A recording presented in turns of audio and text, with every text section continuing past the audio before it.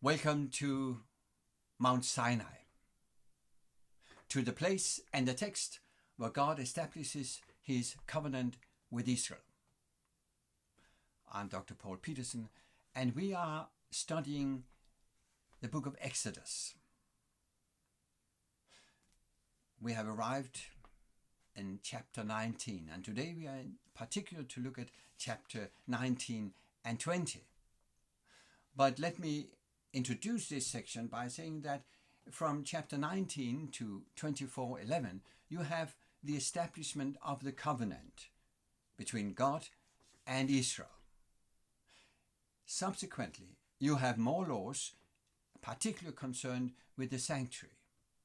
But this section is a unit in itself. As you look at the way it is structured, you will notice that at first God establishes his covenant, and you have a response from the people in chapter 19, verse 8, where they say, "We will do everything the Lord has said." And I'm using the New International Version. When you come to the end of this section in 24, 1 to 11, you have exactly the same. You have the response from the people, similar response, and in both instances, you have God inviting to come up on the mountain. In chapter 19, God invites the people to go up on the mountain. The Hebrew verb is Allah, and that is repeated in 24:11, and there it is not all of the people, it's some of the leaders. That change deserves an explanation. The explanation is given in Deuteronomy 5:5 and is part of the narrative.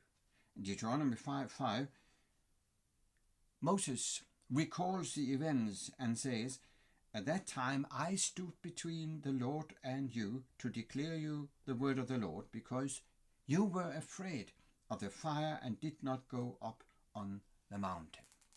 But in chapter 19 in Exodus, God's first invitation is to the people. Sanctify yourself, you have 3 days to do so, and then come up to me on the mountain. They never arrived. They were not ready. So Moses had to step in as a mediator that has disappeared with Christ, as explained many years later by Paul in 2 Corinthians chapter 3. Now, back to the structure. So the structure of this section from 19 to 24 begins and closes with a similar situation. Then you have the laws given, the 10 Commandments, the Constitution, you could call it. And reading from the other end in chapter 21 and 23, you have mishpatim, that is, laws of justice, that are implementing some of the principles from the 10 Commandments. We're going to study a little more, say a little more about those mishpatim, the laws, next time for the next tidbit. And then you have in the middle a little section in chapter 20, verse 18 to 26, that highlights a basic theme of the whole book of Exodus. You have a law of the altar of sacrifice, and you have that mentioned again. And in the middle, in verse 24, this is what you read. And let me find it here. It says, "Make an altar," and so on. "Wherever I cause my name to be honored, I will come to you and bless you." One of the main themes, one of the major teachings from the book of Exodus is that God wants to come close to his people, to be present among them. Therefore, you have highlights in the book of Exodus that emphasize just that, exactly that. God, who reveals himself to Moses in in the burning bush, who reveals himself to the people by letting them walk with dry feet through the Red Sea. Now God, who speaks to them, comes down to them at Mount Sinai, giving them the 10 words or 10 commandments. And later, as God arrives with his presence in the sanctuary, in the tabernacle that they're going to build. But let us move to the 10 words or 10 commandments. Now, when we say commandment in our culture, it sometimes has a negative sound. The Bible doesn't call them commandments. They are called words. Devarim. They are also called the testimony.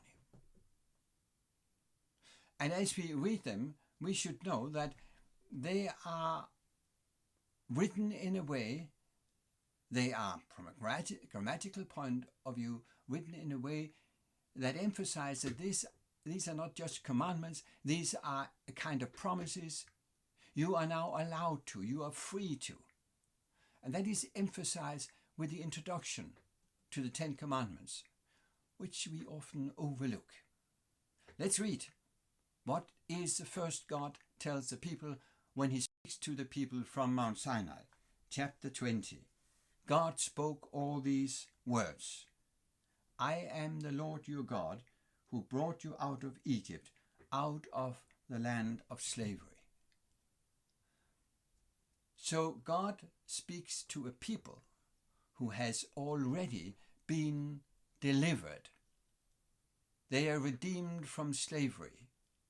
They are set free. They are not to follow the words or the commandments in order to gain their freedom, but because God has already given their freedom, he asks them and say, this is what I want you to do in your relationship with me.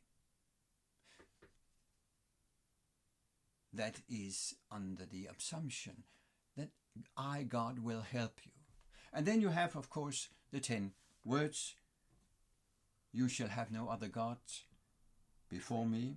You shall not make for yourself an idol. That is with the purpose of worshipping.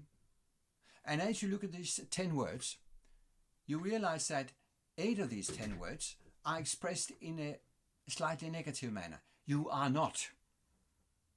But 2 of the commandments, or 2 of the words, are spoken in a more positive manner.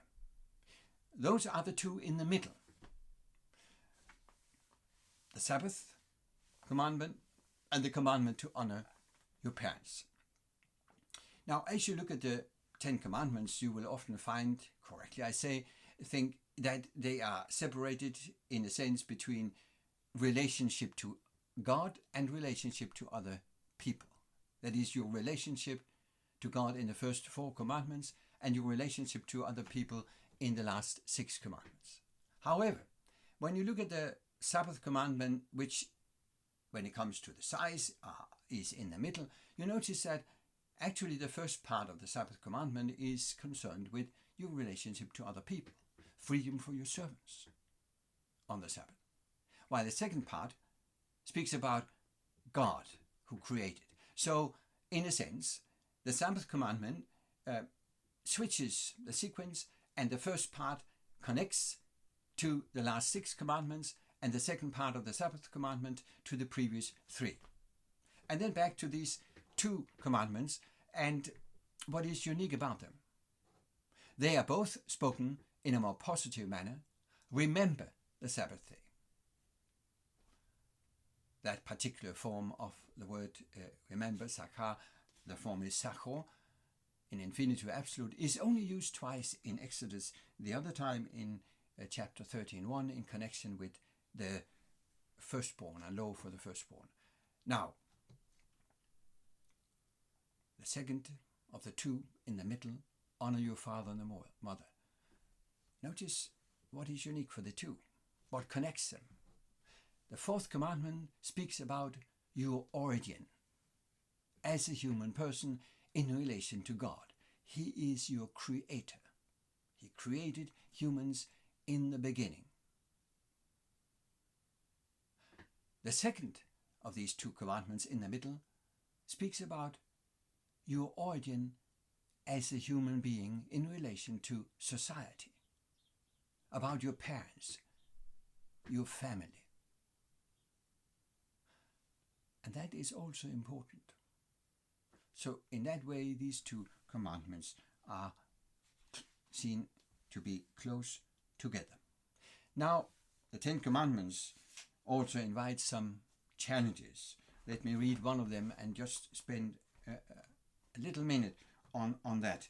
In the second commandment, it is emphasized that God is a jealous God, punishing the children for the sin of the fathers to the third and fourth generation of those who hate me, by showing love to 1,000 generations of those who love me and keep my commandments. I'm not happy with that translation. Not simply because I don't like the word, but because I'm not sure it is correctly translated. Does God break his own commandment? The law will clearly say that you are not to punish a son for his father's crime. Is that what God is doing? No, this is God being late in getting angry. The word translated here in New International Version with punish, pakat, means to watch over, to keep an eye on, maybe to visit. And God keeps an eye on the generations that sin and see. Does it repeat itself? And he actually gives a chance, 3 to 4 generations. Remember what was said to Abraham about his taking over the land of Canaan in chapter 15 of Genesis, where it says that the sins of the Amorites are not yet full. God is also merciful to the pagans. It's not the constant punishment, it's a watching over, and if it is continued and repeated, then judgment will arrive. And then a few thoughts about the Sabbath. This is the major commandment. And it takes if you take the space it takes up, the words that are used. It speaks about the relationship not only to human beings and to God, but also to animals. It speaks about freedom. God has delivered Israel. Now they are to live in freedom, and that freedom is to be extended to servants, to slaves, to animals. Now, of course, the Ten Commandments, though being the Constitution and containing eternal principles to be followed in Israel, not only in Israel, but everywhere, in contrast to the ceremonial laws and the social laws that are given later. Yet, of course, they're still spoken in the language of the time. So you may not have slaves, but the principle is still there. The freedom you enjoy on the Sabbath is to be extended to every other living being. This is a day where you are not to be occupied with earning, with getting.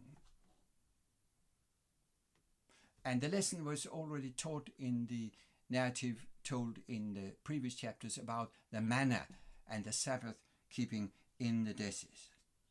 In the ancient Near East, God's created humans in order for humans to do the work that gods didn't want to do.